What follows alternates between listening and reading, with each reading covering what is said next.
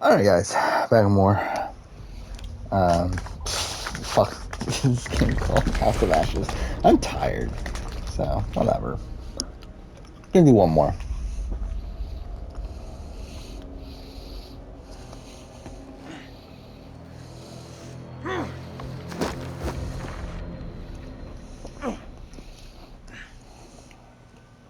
Teach you to mess with a Marine.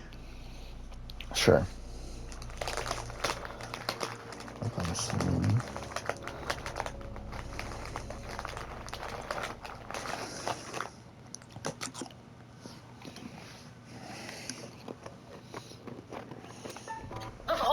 The whole week, obviously, like Sophie and Sam, massive breakdown there in that relationship. From the Blood Tribe, I thought. Come in peace. Now we've got bad blood. And then, like, their faces. You used to be in bad blood. Like, that's why are they using that as the promo? Why does the dramatic promo stop? Why? Put them all in. You gotta pay Taylor quite a lot for her content these days. Did they pay the Bee Gees? Like, how much are they paying people? I think we're in Australia. No one cares about us. No one knows what we're doing. You can put any song you want. You can use the Beatles. This is incredible. That's perfect. That's honestly absolutely perfect.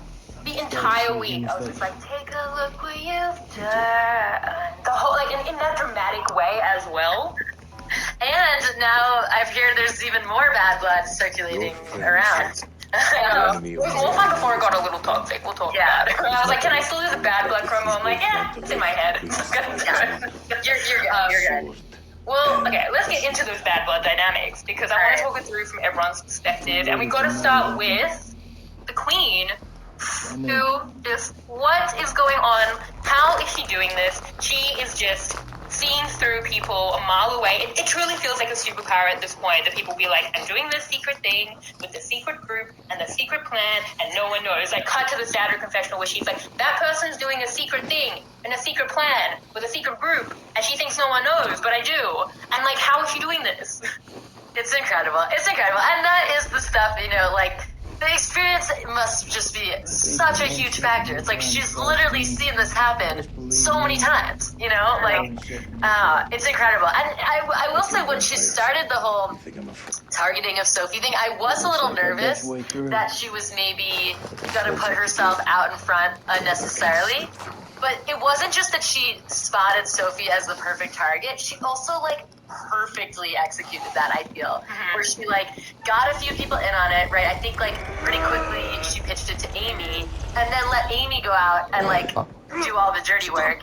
And ultimately, it seems like Amy got blood on her hands, and most importantly, Sam, who had so much power, and is clearly seemed to be who Sophie is, like, super mad at. And, like, the name Sandra wasn't, you know, wasn't, like, attached to that at all. And then if you, in episode 6 at Tribal Council.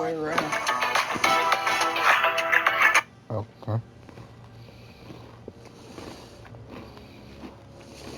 So I don't know if you, I mean, I'm sure you did, but I, like, picked up on at the Tribal Council, Sandra's like, last Tribal, people just told me, you know, vote for Sophie. And it's like, yeah.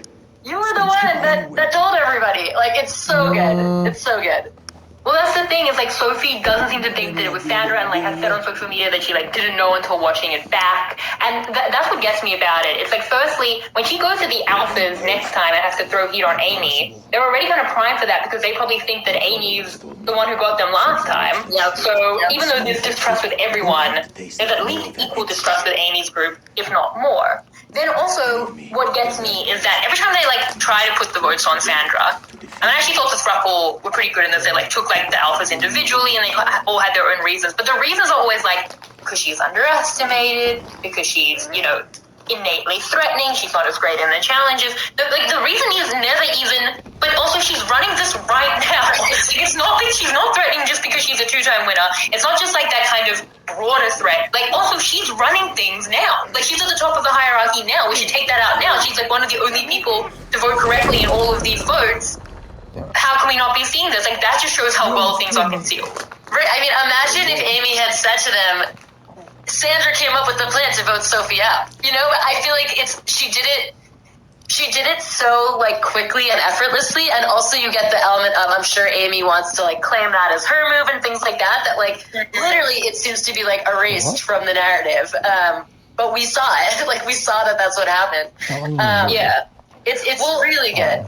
Amy says to Jay, like, Sandra wants it. Like, I feel like that was the most that could be traced to her. But then, like, Amy's going around and making the connections. And then it's like a she said around, like, well, who really came up with this and who's really to blame? Well, like, Sandra kind of half mentioned it, but then, like, Amy got it all in motion.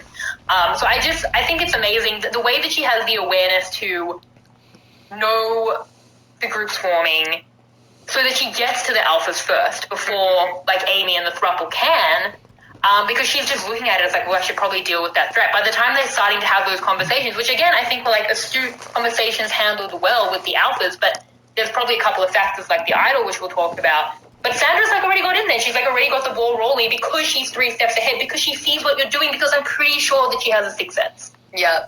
I mean, Sandra seeds. I mean, Russell tried to make seeds his thing, but Sandra, she planted those, and she totally planted the Sophie vote, and then, like you said, she planted the, we should break up the throuple. By the way, I die every time Sandra Diaz-Twine says the word throuple. It's truly incredible.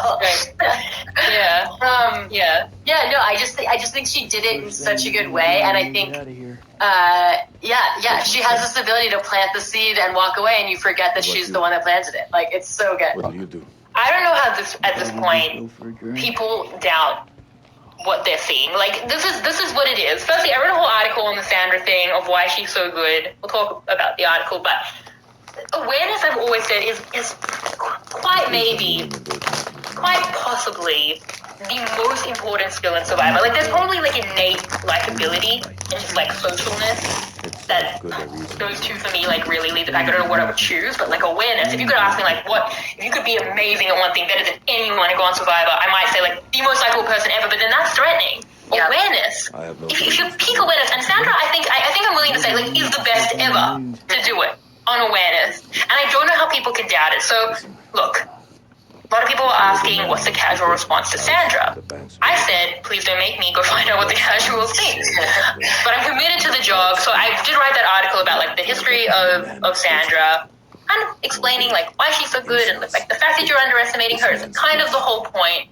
And they posted it on Twitter, and like Twitter's very much like, love you, Sandra. And then they posted it on Facebook, and I got kind of tagged, and I was like, all right, I guess this is my chance. My God, I can report back from the field. They can talk about like being like blood brothers and like going to war. I feel I come out of that. Like my God, it was like so negative. Oh, negative. I didn't know yet what you were going. Let me. No. Yeah. Like, you thought it would be positive? You need to meet the Australian fan base. No. I was pretty sure negative, but I was still waiting. I was like, are we gonna get a blindside here? No. Yeah, no. I try to like cue the dramatic music, like like really loud dramatic music, like a screen that's about to. No, it's exactly what you think. Yeah. They don't get it. They hate that she's arrogant. We don't like tall poppies here in Australia, but their favorite contestant, the casual consensus favorite. Yeah. Well, I guess like King of the Jungle, who I love as well, but a non-winner. Golden God, who was calling himself the Golden God before he ever won. But that's their favorite. But Sandra's too arrogant. I'm like, this is an interesting distinction. I wonder what the difference might be between these, two men. The mysterious X Factor. And I'm sure it's not, that she deserves to be arrogant because she's literally won the game more times than any other player in history. No, it's, I mean, well, that's what gets me. It's like, this is a woman at the top of her field. One of 2 people in the entire franchise who was a 2-time winner, the only time to do it on a non-winner seasons where it didn't have to be done. It's improbable that it was done. She comes in and she says queen stays queen. Like, it's not her opinion on this. Like, it's her title. It's like saying to the Queen of England, hey, what's your job? And she's like, I'm the Queen of England. And they're like, well, that's arrogant. Like, no, it's her job. I mean, it's not monarchy in general. It's not my favorite system, Yeah. Unless it's Sandra, in which case I'm very much like, that I'm happy to, We should make a crown about Sandra and Nina, because I love The Crown. Oh my God, that would be an incredible show. Yeah, I mean, it's almost like not worth even. I mean, there's clearly misogyny is involved in that, obviously. Like, and Sandra is, such a confident, deservedly so, badass player who happens to be a woman. And it's not surprising to me that is a take. And it doesn't matter that it's Sandra. Like, I mean, I mean, if you look at the response to, like, I'm just fresh off my season with, Xander and Erica, I mean, Xander took to the end the person that got 7 votes, and there's an entire, there are so many people that are just do not understand that he ever did anything wrong. And that is just, that is the world that we live in. So, I'm never going back there. I didn't like it over there. It was scary. And, and also really frustrating to me because a lot of people were like, I don't understand why she's so good. I'm like, well, you're commenting on the thread of the article. Read the article. Like, I've explained it to you. Yeah. And a lot on the edge, which was so irritating. Like, I had to tweet about it and also rant about it here because I said to Peter, I was like, it's going to take a lot for me not to go to the thread and just call every person stupid and then explain to them why. So I have to get it out here where I feel like most people kind of get it. I haven't been back, that was before this week. Do you think that she changed minds? Do you think that people are, have they seen it now? Because if they don't see it now, they don't want to see it. They really don't, because man, did she make it work this week. Yeah, I mean, I would have to guess that. I mean, no, first of all, no, because if you're vehement, if you're to the point of posting hate comments against someone, you're not susceptible to receiving new information, I would say, as a general note. Although I have received DMs man, Evie, I was so wrong about you from random strangers. Which, do you like those DMs? Because I don't like those. I don't like that. I find them pretty hilarious, I would say, because it's just why would you say that to someone? Yeah, why would you say that? People don't like that. There are other ways you can phrase that. So you don't need to know where you started. Exactly. If it was a person in real life, I don't think I would enjoy that at all. But it's kind of funny in a DM, I would say. But if you're out there thinking, maybe I'll send every one of those, you don't need to. You can just do that. Don't do it to anyone. I mean, yeah. Look, I've heard anecdotally that people's casual friends are saying Sandra's great. I want to watch her old seasons. My dad is the height of casual, and after every episode, he's like, "Wow, she's good." I don't know. He seems to really believe it. I think he also knows if he didn't think so, he might lose me as his daughter. But I'm not saying that it's this monolith opinion. But man, that thread was just cursed. It's cursed thread. I'm scarred from having been there. I mean, it's also just the thing of people really what makes an amazing Survivor player doesn't always translate to really good TV. And I think for Sandra's first 2 seasons, where she won, it was a more a subtle game for a lot of it. I mean, she's still always, when she has confessionals, is amazing, and she played amazing games in both of those. But it is really funny that I think things like Game Changers, where she was way more visible for a lot of it, she gets more credit for, which just proves that people are kind of dumb at watching the show because she got out in that, you know what I mean?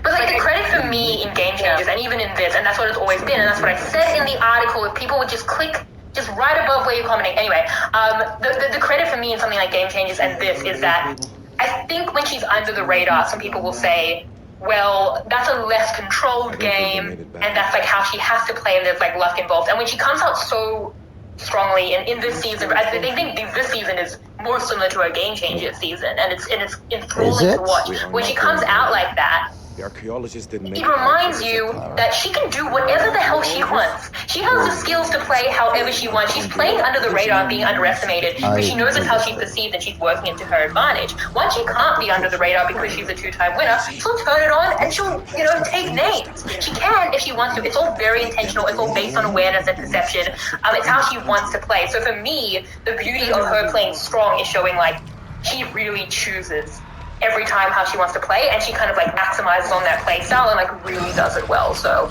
I love kind of seeing the diversity in that play style from her. Yeah, that's so true. And you think of some of the other greats of Survivor, Boston Rob comes straight to mind, and he is not versatile in that same way. He's gonna play how he wants to play. Yeah, exactly. If he can't play that way, he gets out right away. It's just he's got one style, and so it is so impressive, like you said, to see that she has that kind of diversity of styles, that she can really adapt to anything. And also when you think she's not an under the radar personality by nature. She can get loud too. What the fuck? You know what I mean?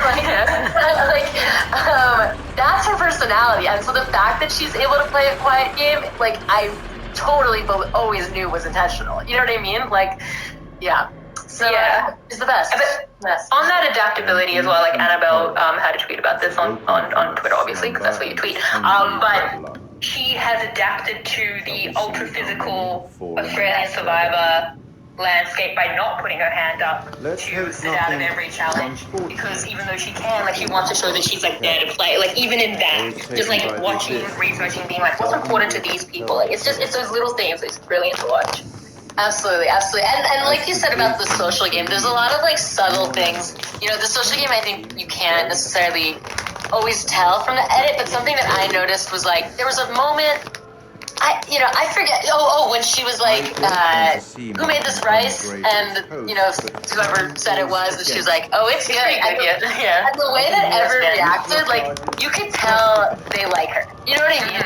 Like, and there was a very similar moment where, on the water tribe where Khan like made the tortillas or something, and then Nina ate it and was like, "This is a 10 out of 10," and everyone was laughing, and I was just like people love that, like them, you know what I mean? Yeah. And that's really really cool to see. And those to me are the signs of like they're integrated in the tribe. You know what I mean? I love that. Yeah, that's so connected. That's amazing. Yeah, no, really, really, really good from Sandra, obviously. And we should talk about Michelle as well. Alright, let's actually pay attention, I guess. Heads up. Oh. Smells fried. And they just like randomly said it in Little Hope. Cantaloupe caviar. Not exactly honeymoon material, is it? I recall a certain somebody saying that she wanted to go ice climbing. Ice climbing is relaxing.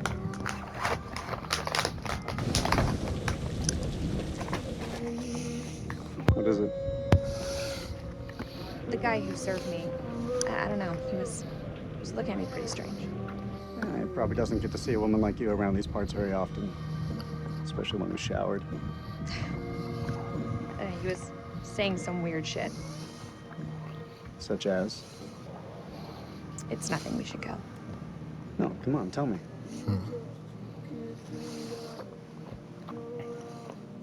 He said I'll never again be as happy as I am now.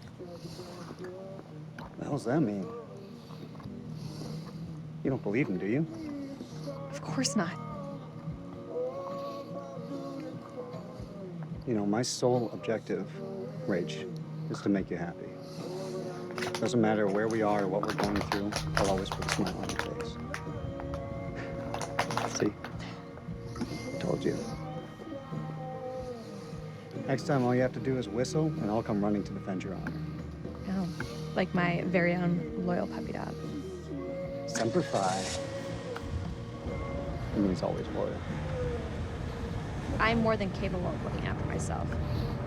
Now get your feet off my dash, you hillbilly. Okay.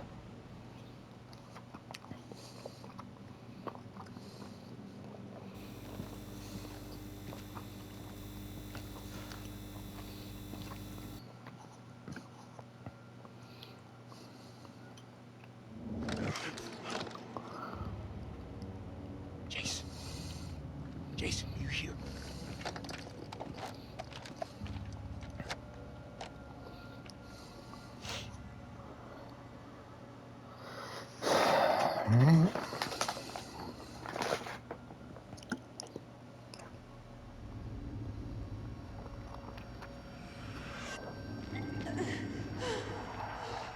What the fuck?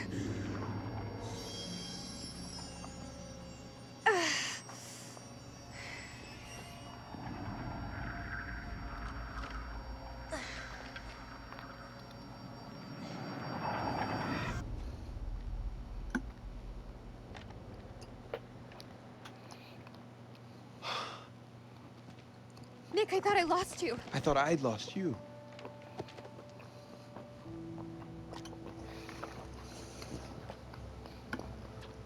Right. Eric.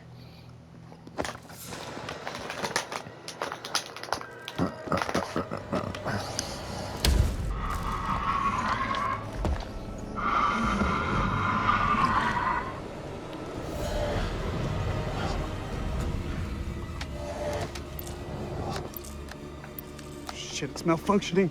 Convenient. Colonel, you gotta go. You too, Nick. You're coming with us. Come on, Ray.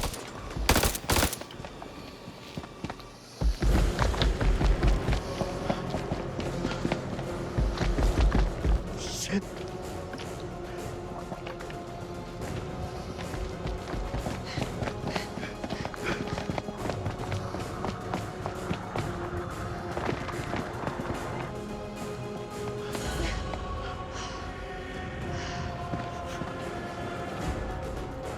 Over there.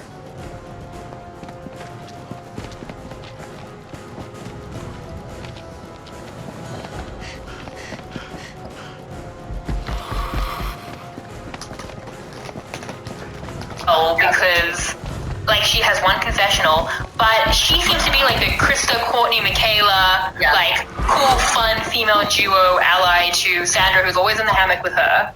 I feel like that relationship is quite crucial because, like, as much as people might like her, it's not very much a relationship game for Sandra, and that she has voted against the factions of most of her tribe at this point because she has to slice through in this like really aggressive way because if the status quo is maintained, then eventually they'll be like, wait, no, Sandra, and they'll take her out. So she has to keep changing it up, keep it super fluid, like something Chris Newbicki has said. But that means that you like sever connections. But Michelle is always there with her. She gives her that information about Amy's idol, which is, I think, really good intel, obviously. The fact that so many people pointed to that threat of both siblings having the idol very well could have pushed them over the line, as well as like Sandra getting in there early. But like really, that's a very strong case when like the alphas were the swing vote. So yeah, Michelle, even with just the one confessional, ends up, I think, being pretty crucial here. Oh, totally. And yeah, I would love your take on, well, yeah, I really wonder how much that, I really felt, you know, in watching it, which obviously is hard to tell, really, like that did tip the scales. Because if you're considering, I think so. Who is a bigger threat, Sandra or freaking Juicy Dave? Like, it's not even a question. But like when you throw in, oh, Amy has an idol, and also now knowing that also everyone knows that Khan is an idol, like I really feel like that did make it make a lot more sense for everyone to go with that plan. And something about, I really liked the way that Michelle, it seemed like she had that information for longer, right? Because she, from what we saw in the edit, you know, there was that whole thing where Amy got the idol, and then it seemed like very closer to Tribal was when Michelle told Sandra, which again, this is edit, so, you know, who knows if that's actually the sequence of events. But I like her knowing it and deciding when is the time to tell it. And it was the perfect time to tell that information. You know what I mean?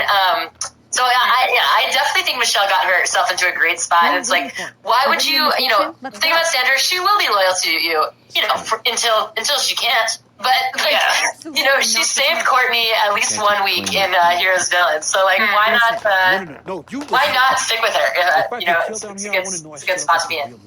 Also, what a privilege. Like, so jealous of her. And she's not the super fan of the twins. Mel, who has, you know, no content, she's the super fan. And there was all the stuff pre-season about how, like, Michelle really wants to, like, beat Mel at her own game. And it's like, well, the next best thing to that would be, like, I was Sandra's number one. You could take that, you know, to every Christmas for the rest of time. Like, I think that's why Michelle might be doing it. That's so funny. And it's like, yeah, if she's heard about the show or, like, maybe watched a little bit from her sister, like, if there's one person you freaking know, it's Sandra, you know? I love that. Yeah. No, I think if like my brother was on Sandra's tribe and he was hanging out with her the whole time and I wasn't, I guess there's a swap, so like fingers crossed, but like if I wasn't that person, I don't know that I could ever talk to him ever again. Like I'd just be so jealous that that would just be the end of that relationship. Yeah, it's Choosing him. This isn't about choosing. It's about knowing what's best for me. I was on my way. I was making a new life for myself. Life has a way about it. Today, I've seen the same man I fell for all those years ago. I want to try us again.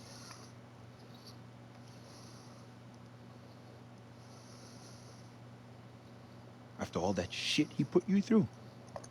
That's just it. I can't turn my back on my past. If I didn't give you a chance, I'd always regret it. Don't say another word.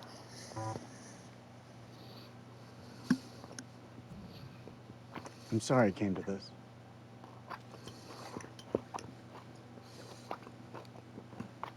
Yeah, you fucking deserve each other.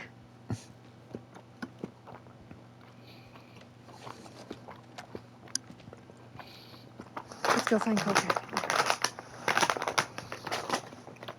Thank you. Sure, this is a fucking weird thing.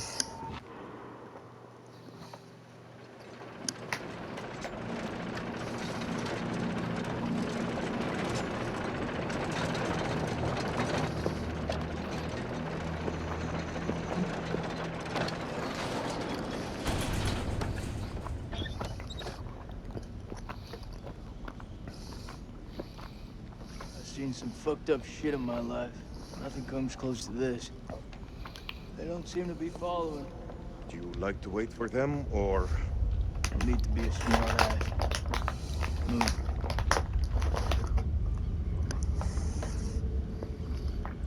It's really fair. No, but I definitely, I like what she's doing.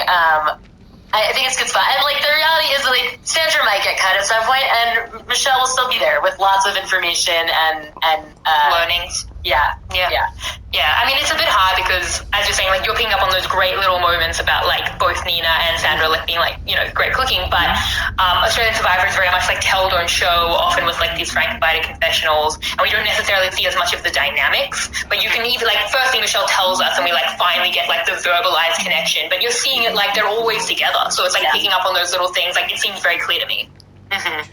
Yeah, totally. This episode is sponsored by LinkedIn's more than 30 certified Angus beef. There. Roses and a teddy bear. Yeah, a teddy bear. Who was obviously her future husband. Tale of two seasons for Sam, because I think she is like killing it. As we talked about, like how she lied about that vote. I mean, I guess like she's lying to the queen, who has the best read, so that's impressive. But she's also putting that lie on Juicy Dave, so it's just like such a good target for that. But like the fact that she and Sandra also seem like extremely close. She's also in the hammock all the time. Sandra's complaining about Dave to her, and she's just keeping a straight face. I think is like the most impressive thing. Is Sandra says, "I don't forgive and I don't forget," something that didn't happen. Crazy stuff. And you don't know Sam from before, so like, what do you make of her game? Yeah, no, I am loving Sam. I think in the first week it was very clear she has, you know, amazing social game, amazing social connections. I didn't love her flipping on Juicy Dave at that show. Like it just felt a little short-sighted, emotionally charged. But I think she's played so well this week. I think what I'm learning about her is to just like, and it's I didn't have the context of that I didn't know how early she got out in her first season, but I'm learning that I can kind of like trust her a bit more when I'm nervous. Like, for example, I was also a little nervous for her about making the Sophie vote because I thought that, on its own, the Sophie vote seems good because you're getting out this powerful person, but where does Sam fit in after that, And it seemed from what we're showing that after then, Sam starts to really be in with Sandra. Like she's made it, I think it like all of a sudden we're seeing Sandra, Sam, and Michelle in the hammock all the time. And I think that was such a great way to be like, because I feel like sometimes people make the move, but they don't think about what the group is going to be like after, And I feel like she really seems to have intentionally made sure that she's very safe in this group. And now she's kind of like pretending or like, sort of like taking direction from Sandra, but clearly has a lot of, probably more of her own social capital, and I think she's in a great spot. I think she's playing so well. I loved all the subtle stuff. She was, the little things of, I don't need to, have Mark come over here now. He's my husband. Like, I'll see him. Like, that's, I think, a great way to play that. Like, I'm really liking everything she's doing. And, yeah, and she's a boss. I'm really, really enjoying watching her play, for sure. Yeah, I mean, it's interesting when we're going to talk about, like, minority alliances for the bad. So, like, Sophie's clear, transparent minority alliance is going to get targeted, whereas a minority alliance does control this whole week. The only people on the right side of both votes are this four of Sandra, Michelle, Sam, and Jesse, because they, like, go through with this voting block structure where they take out this, like, clear group, Sophie and the Alphas, and then they could just kind of go down the line on that, but then again, they're losing strengths and challenges, possibly, if there isn't going to be a swap, and then Juicy Dave continues to be a target, and that kind of like blows up in itself. But also, they've defanged that faction because Sophie's gone, and now they're gonna like defang this other faction so that they're just like completely and totally on top. And that's really a testament, I think, to all four of the people who made that happen and who were part of the majority in both of these like really complicated votes. So, I mean, for Sam, other than the secret vote, crazy, like just crazy to me, but like just from a positioning perspective, I think socially we see it in the little moments. Like every time they come back from a challenge, I feel like she's the one who's really like, who cares about the reward, or like here's why it was okay. And I you know, like everything really giving that kind of like morale booster. I thought it was really, really good that they were the decision makers of the voting vote. Like we'll talk through whether they should have done it, and as you're saying, like, you know, there's pros and cons to these moves, but the fact that they're in the position to even make the move, the fact that Sam seems really close to Sophie and they don't need her 7, they just need the 6, and they still go out of their way, because like maybe because she's a pair with Jesse, or just that they won't make the move without her because she's so central, that really speaks to her positioning. Yes. She and Jesse as well, like, seem like this really, really strong pair, so yeah, I mean, just socially, I think she's just killing it. Yeah, I think even, I remember that moment too, where I think even Amy said, like, we have to get Sam. And it's like, they literally didn't, numbers-wise, but yeah, they did. Don't have to. You want to, right? You don't have to. Yeah. Right. And I think that spoke so much. And, you know, as much as I didn't love the Juicy Dave flip, I think the way that she ultimately, therefore, very publicly saved Sandra probably is part of why she integrate back. Good point. Yeah, exactly. Well, Sandra comes back from that tribal council thinking, well, I think Kate has said since in the Exit template that like she feels that she was on the chopping block fully, and then Dave's kind of blow up at tribal council just made her the backup, which then she went home anyway. But like if Sandra feels any type of way about her even going further down the pecking order because Sam kind of made that vocal move and doesn't know that she voted for her, like that probably would explain why they seem very tight.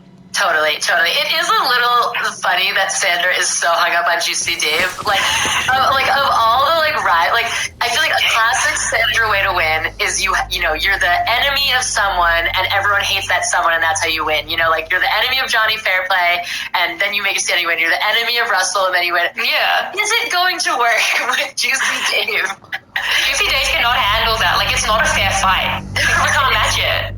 It doesn't have the weight that some of these other rivalries have had, but I'm loving it. I mean, it's fun to watch. But well, I mean, it's the fact that Juicy Dave is such a meme that it's just perfect for comedic purposes for me. But like, yeah, look at the names of her 5 seasons. Like, imagine this being like a trivia question. John and Kayla take note in like a few years from now. It's like, who were Sandra's 5 famous male rivals from her 5 seasons? Like, say Johnny Fairplay, Russell Hantz, Tony, Boston Rob, and Juicy Dave. Like, what a pantheon. Like, that's that Mount Rushmore. Like, put the statues up. Like it's just crazy. It's like probably like 4 of the most famous Survivor players you could get, and Juicy Dave. Like, Juicy Dave. I mean, if you're just consuming Survivor Australia via following people on Twitter and seeing their tweets, so confused. I mean, but Juicy Dave is probably the name you see. Again, I will be back tomorrow at some point, whether it be day or night. I do have stuff going on tomorrow morning. However, hopefully I can get it done quick enough to where I will be able to record an episode or 2. Yeah, really, I would like to, in an ideal world, be able to finish this tomorrow, but we'll see. Yeah, thank you for watching.